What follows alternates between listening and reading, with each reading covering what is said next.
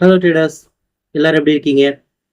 சில இந்த வீடியோவில் நம்ம என்ன பார்க்க போகிறோம் அப்படின்னு சொன்னால் ஃபண்ட் மேனேஜர் லெவல் தான் பார்க்க போகிறோம். இந்த ஃபண்ட் மேனேஜர் லெவல் வந்து ஃபினான்ஷியல் இன்ஸ்டிடியூஷன்ஸும் மியூச்சுவல் ஃபண்ட் மேனேஜர்ஸும் பயன்படுத்தக்கூடிய ட்ரெண்ட் அண்ட் ப்ராப்பர் என்ட்ரி எக்ஸிட்கான ஒரு கால்குலேஷன் இது.